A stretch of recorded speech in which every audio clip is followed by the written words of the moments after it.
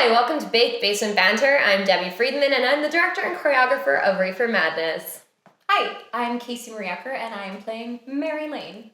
So, Casey, this is not our first time working together. This is the first time that the world gets to see our work together. But this is true. Yeah, I first met you in Chicago, and at that point you'd only recently moved to Montreal. Yeah, so can you tell us a little bit about what brought you to Montreal and what your experience has been like moving here and getting to know the city? Yeah, well, I mean, obviously, it was just, I heard that there was legalization of weed, and that's why I came. Yeah, 100%. 100%. So, you're like, okay, cool. Yeah, moving. I was like, great, moving there. No. I met my partner at a conservatory program, and we went through the conservatory program, broke up, got back together, and yada, yada, yada, and they're from Montreal, so they, wanted to live a more sustainable life and go to school in a more economical place that, you can actually afford having a life. Because for context, it was New York that you're from, right? Yeah, so New York is not the cheapest place to live. Not the cheap compared to Montreal in particular. Yeah. Although it's getting there slowly. Yeah, honestly, it's a little disappointing, but I'm sure even when you first moved here, it was a big jump, big difference. Yeah, when you look at the Facebook marketplace and you see the rent and you're like, ooh, okay, that's affordable. Yeah. And so what's it been like for you, moving to Montreal, getting used to a different theater scene, a different cultural context? What's that been like? At first it was a rough transition because I didn't speak a lick of French, and it was really isolating to be not too far away from my family, but not to have any close connections, no friends in Canada. Yeah. I didn't really know anyone except for my partner, so it was definitely at first a bit of a culture shock, even though I'm still in North America, which is funny because I think people think that, especially a lot of folks that live outside of North America, assume that a lot of Canadian cultures as well as American cultures are kind of blended together. Yeah. But some are. They're influenced by each other, but they're not necessarily the same. The same thing at all. Which kind of actually brings me to a point that I was going to ask you about, which is doing a show that's so much about marijuana use, so much about cannabis. How do you see kind of the differences, that culture shock you're talking about? I know you kind of made the joke about moving here for the legalization, but I'm sure it's very different too. I noticed that just I go to New York really often, and I definitely noticed that even though New York's such a liberal city, there have been historically really strict laws around cannabis use, which are relaxing now and changing a lot in the past few years. Yeah.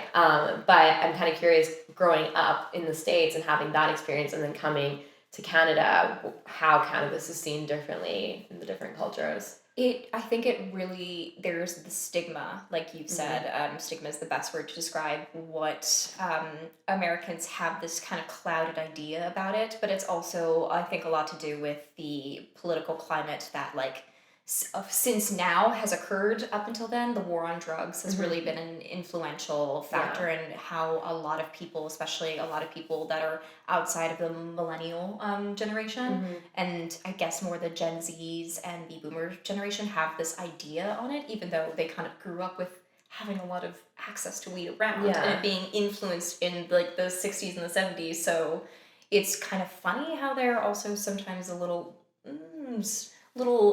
perturbed by the idea of people being out in the open and smoking weed. But that's the thing, it was always accessible. It wasn't, I never outwardly sought weed out. It just kind of found me. Sort of appeared in places. Yeah, it was just, you're at a party with actors and there's just happens to be cannabis and you're like, well, okay then, I guess we're smoking today. Yeah, interesting. Yeah, I think that's how a lot of people are first introduced to it, is literally just at a party and it just kind of appears. Yeah. It's just kind of there all of a sudden. Which I think it is true. I think even in the States that's been a common thing for a long time, even though there is, I agree, generationally especially, there's a bit of a gap there. I think also different parts of obviously Canada too, there's different areas of Canada where it's definitely not as relaxed and as destigmatized in many ways as it is in Montreal. And even within Montreal, there's definitely, you can still definitely get a weird look on the street if you're just walking around smoking a joint, which is so funny to me because I'm I find this is so much less disturbing to our general environment than the smell of a cigarette right now. When someone walks and Montreal has such a hardcore cigarette culture. That was the biggest culture shock for me actually coming from Vancouver, where everyone smokes weed and it's fine. I was gonna and I'm moving say, here and like yeah. everyone smokes weed, but everyone's like also smoking spliffs. So, like it was the first time I'd ever had a spliff was when I moved here, and I was like, exactly. Spliffs are like mixed in with tobacco, and I was like, ew, That's this is disgusting. I can't do it. And that's how like many Montrealers smoke. Like, and I don't like tobacco at all. It's not something I'll ever That's a smoke. good thing. It's Yeah, not like tobacco's the worst. it's a nice thing that you're like, the smell of tobacco is not great. Because now for me, who's like had a cigarette before, and it's just like I smell tobacco, and I'm like, oh yeah, it's different. It's different. awful. Yeah. It's genuinely bad. Like, but it's interesting. Like people, there's definitely more of a stigma I find around smoking weed versus smoking cigarettes. Like so much propaganda has been put out, especially in America, against marijuana. Yeah. And of course, like there's currently we're still facing this idea of like, well, if we're legalizing marijuana, what about all of the people who have been incarcerated for like life imprisonment for either possession or usage of marijuana? What about them? Yeah. Do they deserve to have another trial? Do they deserve to have early bail? Like, yeah, that's an interesting conversation I think that we should have. But it doesn't really have anything to do with our show in general. No, but a little bit. It's definitely a thing. Like I definitely think it's like one of those things that I like about Reefer Madness that I think is really interesting is like the 30s were really like the birth in many ways, at least in North America, of anti-marijuana legislation existence. Like that's when it like came to be. Like in the late 20s, early 30s, they had basically decided all of a sudden, not all of a sudden, because racism really at its core, because racism and because of fear of the other that was so prevalent in American society. Major xenophobia, major xenophobia, huge issues. That marijuana kind of became, it became named marijuana and known as marijuana, and partially because that made it sound more foreign, more Spanish in particular, exactly, versus cannabis, which is what its like real legal name is, and gets used even by me, honestly, quite rarely, because that's kind of an example of the ways in which these kind of societal things that happen bleed into our society and continue to bleed into our society. I think that's what's interesting about doing this show now, even in the age of kind of decriminalization and legalization. There are still these remaining stigmas, and I think that does root back all the way to the 30s in many ways, and the 30s, and as you mentioned, the Just Say No and the war on drugs that kind of came up again in the 80s after the kind of hippie movement, and this kind of like, desire to shut that down in part. So it's like I find that's like what I really enjoy about this show is that it kind of makes fun of that. So I'm kind of gonna ask you a little bit more about what you're having fun with doing on this show so far, because it's quite a zany production, and we're doing some kind of some kind of kooky stuff. So we're just kind of curious, like as an actress in the show, with a part like Mary Lane, who is in so much and has to do so much in this show, in particular the way we're playing her.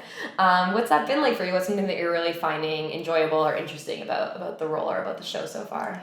Well, like on paper, I feel like the role of Mary Lane comes off as very much a genuine ingenue. Like if you just read the script, like maybe, or the character synopsis, you'd be like, okay, this is another musical theater ingenue that does whatever and continues to be like a damsel, but as the play progresses, she kind of has a little bit more agency, even though it's definitely told in this really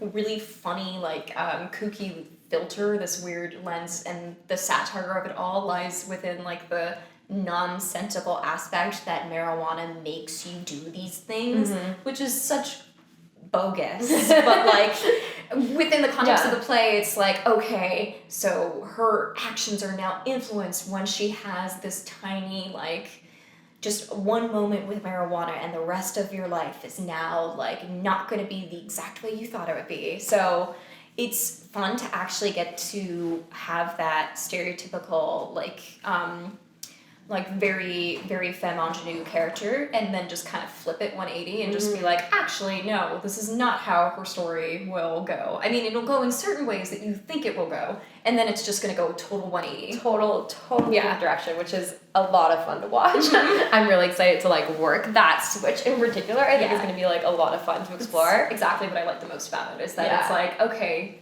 this is a character that like easily could be done, and just not really sticking with the status quo of the cast type, but it's just like, just kidding. And that's what I like the most about it. I love that about Mary too. She's a fun little switch, and like she has that kind of different side to her that I think is like super fun to play with. I also wanted to ask you a little bit about your castmates, because part of what I'm having a lot of fun with on this show is we have such a fun energy in the room, I find, which is something I really wanted when I was casting this show, to be honest. Like, I wanted to find the people that would, like, not just be perfect for the roles, but also, like, create, like, a fun kind of, like, collaborative space because of the way I wanted to do the show, which is a little zany, a little off the beaten path, and the show itself is a little zany and off the beaten path. So we ended up with a room of people who are very zany and off the beaten path, which is lovely. We're talking a bit on the show also about how we're approaching this production in particular, and kind of the show within the show structure and how we're leaning into that and playing into that. So I'm curious, for you as an actress, because one of the challenges I've kind of given you guys a little bit is thinking about not only your character in the play within the play, but also the person that is playing that character and how that person is maybe similar or different than you are. So with Mary in particular, we've been kind of building this very particular type of character. So I wonder if you could talk a little bit about what it's been like building those, like, layers and how that's worked for you.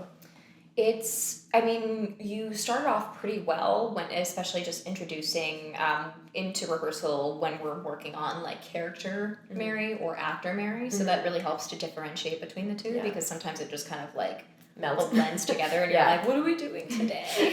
I don't know. But yeah, I find it's pretty easy to think about it from even just my standpoint of being an actor and having being a female in the industry and just kind of experiencing on the day-to-day when other people tend to give you advice that maybe you don't need, or try to explain something to you that you're already aware of, and it's kind of like, I knew that. I've been working in the industry for X amount of years, but thanks. That definitely happens a lot. That definitely happens a lot. So that's something, like, for me was really easy to just play into, because that's just straight up my own experience, and, like, without being, like, a method actor, it's just so genuinely easy to feel the frustration that I have felt, and then just to translate it to actor Mary and be like, why does nobody do the thing they're supposed to do? Just do the thing. Like, do the thing. Because